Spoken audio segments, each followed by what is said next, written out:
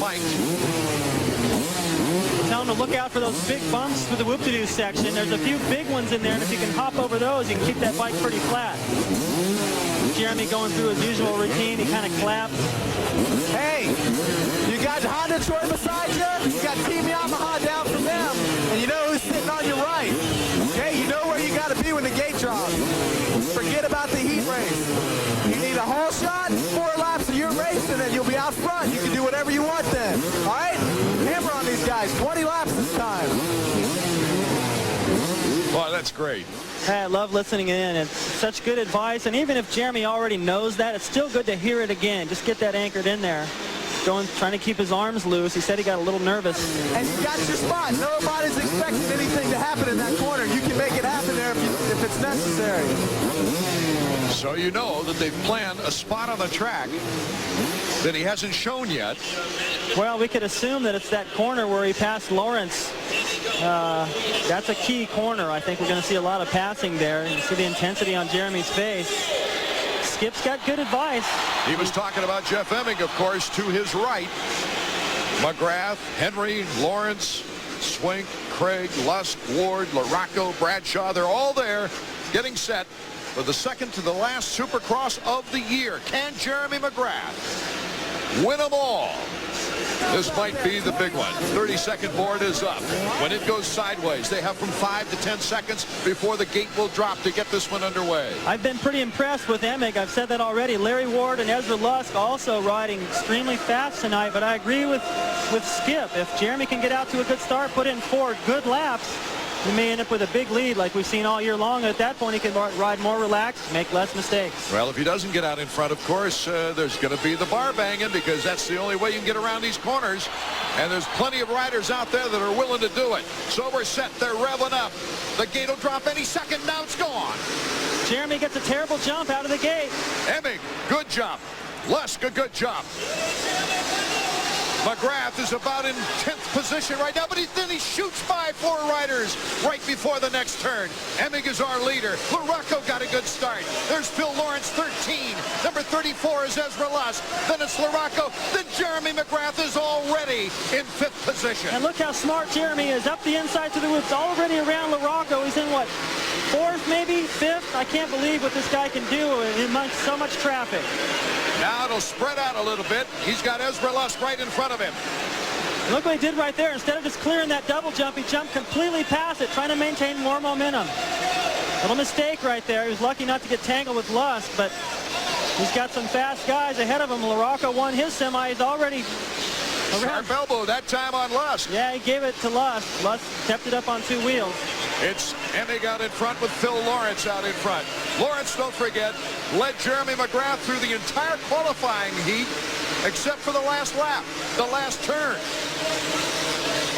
Emig, Lawrence, LaRocco, and then Jeremy McGrath, Ezra Lusk, Michael Craig, and Jimmy Button. Here is the Suzuki Field summary. McGrath's going to have to fight for this. LaRocco is not going to be easy to pass, I don't have a feeling. We already saw how much trouble Jeremy had in the heat race, trying to find a way around Lawrence, trying to find his rhythm. Said he didn't get to take the lines he wanted to take. That could happen again, and meanwhile, Emig is still out front. Jeremy McGrath has been in this position before at different tracks with 3 riders in front of him. But he's always been able to get the break, the right move at the right time. LaRocco just won't let him take it. Now LaRocco stayed tight right there, and although McGrath kind of blew it all through that section, he's still right there. The guy is just endless pressure and eventually wears on you. Now the big question is, can Emig draw a big enough lead with Lawrence in between? Oh, I think so, but yeah, I don't know if any lead's big enough with Jeremy McGrath on the same race, but oh, we've got a great one on our hands. Could this be the moment that Jeremy McGrath's tremendous win string of 13 in a row is broken? Look at Lusk down the inside of the whoop section. He was pretty quick through there. He's trying to stay out of those ruts, and it's on the inside. So if he can stay close enough to Jeremy, which he has been doing, in the next lap, he could make a pass on one of these 2 guys there. 57.5 for Emig on the lap. Pretty quick. It was a minute for the 125 class, so they've picked it up some. That he was running 57 lap times all through the heat race. Now Albertine is out of the race, still on the track, but out of contention. 5-second lead as far as Emig and McGrath are concerned. But they've got LaRocco and Lawrence in between them. Well, Emig's been there before. He's had the lead. And a few guys between himself and Jeremy, like the situation we see right now. But he's always made a mistake, and I think this time may be different. Jeremy McGrath can't get the block pass on LaRocco. LaRocco with good acceleration out of that corner. And he's forcing Jeremy to push himself a little bit harder in certain places on the racetrack, taking him out of his rhythm, and he's starting to make little mistakes that let Lusk almost get by him through the whoops right there. So Jeremy's got to settle down. He's got a long ways to go. He's still 4 seconds behind the leader. There's so much pressure on this kid to try to win every single race, and I think now there's only 2 more, and with the absence of Hughes and Huckman, he knows it should be just a little bit easier, and you know, he may be thinking about that a little bit too much right now. I know once he settles down, he can go faster than anyone else. Brian Swink hitting the dirt right there. McGrath honestly thinking that the streak was going to come to an end back in the wind and rain of Charlotte. But then he came back and with great poise and had very few problems. But he got the great start. Right. Emig still, Art, is maintaining this, about the same lap times, 57.5 seconds again. And McGrath still not any closer to LaRocco, and Lusk is still within striking distance. Emig has pulled a second on McGrath as far as the lead back to fourth. Now, meanwhile, we've been talking about all these guys. One guy that I'm really impressed with is Phil Lawrence, because he has closed in the battle just ahead of these guys on Emig. He's putting pressure on Emig for the lead of this race. Lawrence, of course, the top privateer in the last National Outdoors. Getting some extra money for that. It's not easy being a privateer in this business. No, it's definitely not. I mean, he's got a good team behind him, but I've talked to him. I flew home with him after one of the rounds. I forget now. I think Pontiac. And he talked about the fact that his bike was pretty much stock. And he goes out riding with Emig, and I mean, not Emig, but McGrath and Hughes. Sometimes they go, hey, did you ever ride one of those guys' bikes out practicing? He said, I didn't want to. He didn't want to know how much better their bikes were because he'd have to go back and ride his. Well, gentlemen, we haven't seen much of this race yet. There is a lot more to come as Jeff Emig on top, Lawrence, LaRocco, McGrath, and Lusk. And we'll be back with the finish, the conclusion of the 250 main event after this.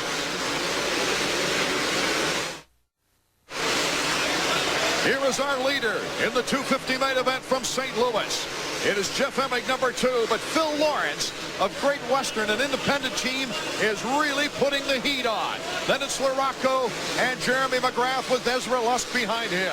I'm so impressed with Lawrence right now because I can guarantee you that the bike Emig is riding is much more superior.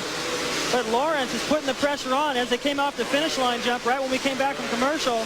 He actually kind of had the pass made, and Emig squirted off that outside, gave him a face full of dirt. But he is close enough to make Emig think about where he's going to go on the racetrack, not to give up that best line. Jeremy McGrath is losing time on LaRocco. As we see our leader, Jeff Emig. Emig, of course, winning the last Supercross of the season last year.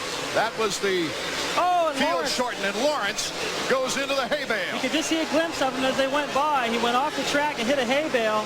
He's in kind of an odd spot. It's going to take him a little while to get going, so that makes it a little easier for Jeremy now. So it is Emig, LaRocco, and Jeremy McGrath. As I was saying, Emig's only Supercross win came in the field shortened display the last race of the year in Las Vegas last year, where several riders did not ride in the main event. Now watch Lawrence right here. He's in second place. He's going to come out. He's going to go more to the right. He gets crossed up in that rut. Right there, that hay bale is what caused the problem. Falls off the bike, and it took him forever to get going. Right now, he's in 7th. Emig slowing down as far as lap time is concerned, and LaRocco and Jeremy McGrath are picking up time. We got a good race brewing right here. These 3 guys are going to get close. And LaRocco, you know, is not going to give McGrath an inch. No, he won't. He'll do everything he can. He wants to finish off the season, at least indoors, good, and take some of that strength outdoors, where he's still got a shot at the title. Number 8, Mike LaRocco. His bike tuned by his father, Mike Sr. As they went into that first corner, you can see Jeff Stanton off to the side of the racetrack lean down and clap for Jeremy. He's got a lot of support out there on the racetrack. LaRocco, despite the fact that he came from reconstructive knee surgery into the season, Took a 5th in the first race in Orlando, then a 3rd and a 4th. It was looking pretty rosy until the 19th in Seattle. Well, this is for the first time this year that I can think of, Art. LaRocco has a good look at the lead in the main event pretty far into the race. And he's had good starts both in qualifying and the main event. LaRocco now starting to move inch up on Jeff Emig. This is the closest thing to the home track for Jeff Emig. Many friends and family coming up from Kansas City. He wants to hold on to that lead. So now these guys are using pretty much the same line. You can see Emig's mechanic, Jeremy, looking on. McGrath is able to start using different lines. He's got nothing to lose, really. He can just watch what these guys do and play off of them. You can't wait too long, though. There's not that many laps left. We're almost to the halfway point. 11 laps left. Emig, LaRocco to the inside of the whoops. LaRocco moving on those whoops. Oh, and LaRocco comes down hard. Well, he had to go for that, or else he would have lost a lot of time. It takes so much strength, I can't even tell you, to pull the front end up that high and land on the top of that jump, not lose any time. 58.3 the last lap. Yeah, they're starting to slow down just a little bit. They've been running 57s, now they're into 58s, and I think that's just the condition of the racetrack. Out in front, Jeff Emig, Mike LaRocco, and Jeremy McGrath, 1, 2, and 3. It's Michael, Craig, and Foyt. Here's the halfway point. Yeah, now look at McGrath. He's going wide, trying to stay out of that big rut that Marty was pointing out before the race started. You can see how deep these are getting now. I have a feeling that it's going to be a mistake. Here comes LaRocco, making the move. Can't quite get Emig with a black pass. Here's the triple. Jeremy McGrath sitting back, watching him fight it out. Well, he's being patient right here. Time is going to run out if he can't stay close. He's got to stay really close to these guys, or else they're not going to feel that presence anymore. Oh, LaRocco can sense his first victory of the 96 season. Now, this section coming up, LaRocco's been using the inside. I don't think he's close enough to Emig, though, to make a move. Jeremy's right there. A 1-2-3 battle in our 250 main. With a streak, one of the greatest in sports history, on the line. Watch Jeremy. He'll go to the outside, get a burst of speed coming off the corner. And he cuts in front of LaRocco. Jeremy McGrath brings the crowd to their feet. Holy mackerel. We're in St. Louis, aren't we? I can say that. Harry Carey. Look at LaRocco. He's got an excellent line coming off of that section. He gets Jeremy back briefly. Bar to bar. McGrath takes the advantage in the triple. LaRocco, he gets the block pass. Oh, what great infighting. That's what it's going to take. The guy that wants it the most right now is the guy that's going to win this race. They're all the same speed. They're all capable of the same things. The guy that wants it right now, I don't care how tired you are. You know that they're all feeling that they're getting winded a little bit. The track's getting tough. They're making mistakes, but you got to want it like that. Right there, it could have been over for LaRocco, but he went back in. Watch this. Cuts right back to the inside and goes right for Jeremy's front wheel. He's probably bummed they didn't take him out, to tell you the truth, Art. But Jeremy did a good job to keep it upright. I can tell you he's a little irritated with that. He's not going to let these guys boss him around much more. Fender to fender. Here comes Jeremy again. This is the last lap where LaRocco, watch what he does right here. He jumps all the way off. Good move. Over that little kicker on the end of that jump into the corner, makes up a lot of time. 8 laps remaining in this 250 main. Oh, look at the move. LaRocco and Emig going at it now. Coming through the whoops. Great move by LaRocco to the inside. And then the double jump by Emig to retake the lead. Well, the design of this track, everyone thought was pretty simple early in the day, but it's really proved to be some of the best racing all year because of the options out there and the fact that it's getting so rutted. These guys make mistakes. Mike Craig is pulling up some space on the 3 leaders. Yeah, he's made up quite a bit of time. Behind him, just to inform the Ezra Lusk fans, and then Larry Ward behind Ezra. But we're looking at the true battle of the year right now. Jeremy still using that outside. He gets right up next to LaRocco, but he can't make anything happen. LaRocco controls the corner. Boy, you got to pick the right rut. Woo. Look at LaRocco. He scoots off over that. I really like how he's doing that. He wheelies over the beginning bump as they start up that little whoop-de-doo section and hops over that little lip. That's what set up the pass for him before on Jeremy to get him back. If he gets close enough, he can get Emig there. You know, Jeremy's being patient right now after putting the wheel up there and testing LaRocco. but time's running thin. Well, this is about the longest in a race, other than maybe Seattle, all year that Jeremy hasn't been in the lead yet. That's where he was challenged by Damon Huffman, and Damon Huffman was giving him a great battle until Huffman stalled on a corner. Emig, LaRocco, 2 and number 8, battling it out now as they come over the finish line jump.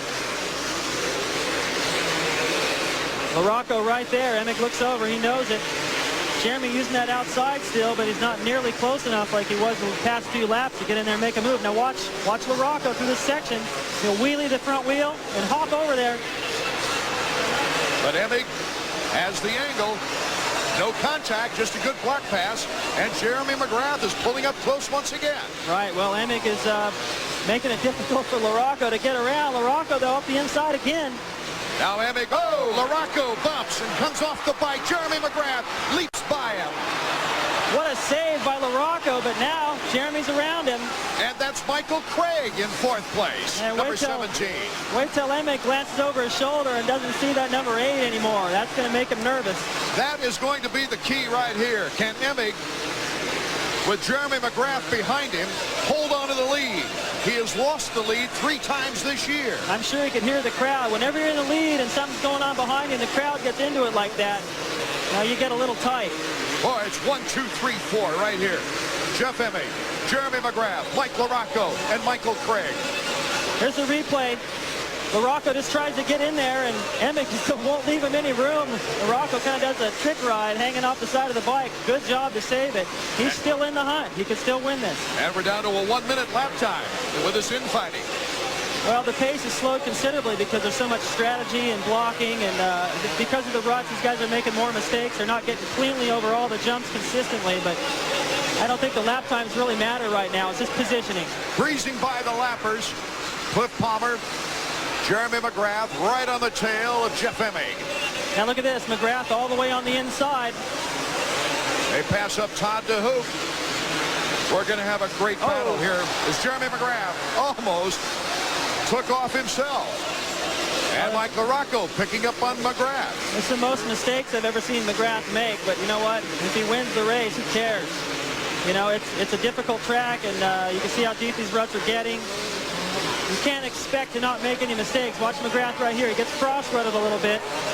Nice body English. Keep that on the track. That's where Lawrence went off right there and hit that hay bale. So a little bit better balance perhaps by Jeremy. Jeremy's been able to pick up some time here in the whoops. Let's see if he can get close to Emig once again as LaRocco's right behind him. And now Jeremy has learned. You see him riding the inside down through that whoop section because he knows LaRocco's on his tail. He doesn't want LaRocco to get around. He also feels like if he's close enough, he can get around Emig the same as LaRocco was trying to do. Oh, this is the battle we've been calling for all year. Emig out in front with Jeremy McGrath in second, and LaRocco cased one, but he's still up in 3rd. There's the top 5 on our Suzuki Field summary. Emig has just been like a machine so far. He hasn't missed any of his lines. He's got the same lines. His lap times have slowed just a little bit, but so have everyone else's. 5 laps to go. Jeremy looks like he wants to make a move. Every time Jeremy gets really close, Emig does something good, hits a good line, gets a good burst of power, and pulls it open again. LaRocco's now 2 seconds behind McGrath in 3rd with Michael Craig in 4th. Here's our Honda stopwatch. Let's check the interval. 1.8. Pretty close between the top 5 guys. 5 seconds back to Mike Craig, who's ridden a fantastic race catching these riders from further back. He has a shot at the podium if he can get around LaRocco. But McGrath, I noticed, Art, was pulling a tearaway on that triple jump the last lap. I got to wonder how many of those he's got left because he's been eating a lot of roost this whole race. This late in the race, he's never been out of the lead. Well, this is history right here. As far as the year is concerned, Jeremy McGrath battling. You see the space, the interval right there as they approach another lapper, which is Doug Henry. Doug Henry clears out of the way as Emig will go wide. Now Jeremy sort of picked up on that line that LaRocco was doing, getting over that little whoop-de-doo step-up section. Former teammates battling it out now. McGrath going by Doug Henry. McGrath had a good run through the whoops that time and closed it in a little bit. They still got more lap riders to contend with. That could be the story right there. Rich Taylor looks like he's going to stay out of the way. Wise move by Taylor to let these guys battle it out. But Henry now is in front of LaRocco. Look how close Jeremy is, and Emig moves right over to the inside. Could this be the evening that Emig holds on to it all? The ruts are starting to take their toll on Jeff White Emig. flag lap. 1 lap to go. Can Emig do it? He's got a good, comfortable lead right now. Unless Jeremy can stay closer than this, Emig's got the composure to hold on to it. Emig's 1 win in Supercross history was Las Vegas. McGrath was not in the field. Jeremy just had lost a little bit of time, but he jumped that section that LaRocco was doing, made it back up. Watch him through the whoops up the inside. Emig doing a good job through the whoops. I think the key might be that final corner where Jeremy got around Lawrence for the heat race. I'll tell you, the fans are all out of their seats with good reason. Emig leading Jeremy McGrath in the final lap. Here's the second to the last turn. Emig, flawless. McGrath is not close enough to make a move on the final turn. It is Jeff Emig. I don't believe it, Art. I don't think Emig does either. He jumped about 10 feet past the landing of that finish line jump, hands in the air. His first legitimate Supercross win, I think, in his heart, because Jeremy McGrath was not in the field in Las Vegas. And where do you do it? You do it on what is the closest thing to your home track, with over 300 fans up from Kansas City to see this. We'll be back in a moment. AMA Supercross on ESPN2 has been brought to you by Honda Motorcycles and ATVs. Get to your dealer now for the lowest deals of the year. And by Suzuki. Right now, your Suzuki dealer has the ride you've been waiting for and the financing to get it. Jeff Emig, number 2 in front of Jeremy McGrath. The streak is broken. 13 consecutive Supercross victories for Jeremy McGrath, a record that should stand for some time, David Bailey, as Jeff Emig across the finish line. Our round 14, here's how they finished. Emig, McGrath, Mike LaRocco, Craig, and Lawrence. Let's go down to Marty. For the first time in 14 races this season, we're going to talk to somebody else first. Jeff Emig, congratulations. The streak is broken. What a great ride. Well, you know, I knew that there was going to be a lot of guys going fast tonight. I didn't feel that I was, exactly the fastest. Especially when you're out front, you kind of get a little, like a little soggy, I think. But, LaRocco and Jeremy, they gave me a good race. And I'm sure that it was exciting for the fans here in St. Louis. That 56-second lap in the heat race was an indicator, though. I mean, you got a great start. And, yes, the time slowed down as the race progressed because of the ruts, but you were able to stay consistent. Yeah, that was the whole name of the game. We talked about it, and we went to figure out how come we weren't winning. And we figured out, that we needed to focus on us and at the end of the race. And, so I tried to keep in my head, and I just tried riding a great race. With Kawasaki and Bridgestone, they put together a package that's just awesome. I've been getting those whole shots, and that's all important on a track like this. Okay, Jeff, congratulations. Still one more race for him. I'll tell you what, you came up and said, I'm sorry. You have nothing to apologize for. Well, the track itself landed for a great race. I mean, there wasn't much passing out there. The track was rutted, and, Jeff rode a great race. I can't take anything away from him. I think LaRocco may have blew my momentum a little bit towards the end when I passed for second. He kind of slammed me real hard, and I thought I had enough room to where he wasn't going to do that, but apparently not. Well, it just means now you got to start it all over again at Denver. Yeah, I mean, what's that saying? You can't win them all? Well, I'll tell you what, 13 in a row, guys. It may be a mark that in our lifetimes will never be equaled, and he's still king of the hill and wearing that #1 plate. That's right, Marty. The unofficial points, McGrath still on top, of course, has won the crown. But Emig jumps into second place, and the big jump by Mike LaRocco, as he had a fine performance here and moves up the points change. Art Ekman, David Bailey, and Marty Reed saying thank you so much for being with us on this historic evening of Supercross, the very first Supercross in St. Louis in this wonderful Trans-America Dome. Your final thoughts, David Bailey. Well, it's pretty unbelievable for Jeff Emig. His first real Supercross win. Vegas, a lot of guys weren't there. And to do it in this fashion in front of his hometown at one time, all of his friends here, beating Jeremy, ending that streak, it's got to feel good, and I got to wonder what that's going to do to him in the future. Round 15, the final Supercross of the year, comes up next from Denver, Colorado, and we hope to see you at Mile High Stadium. Right now, you think he's going to get a bit of sleep tonight? No. Neither will Jeremy. Jeff Emig has broken the string with his second Supercross victory of his career. Thank you, everyone, for being with us. Good night, everyone.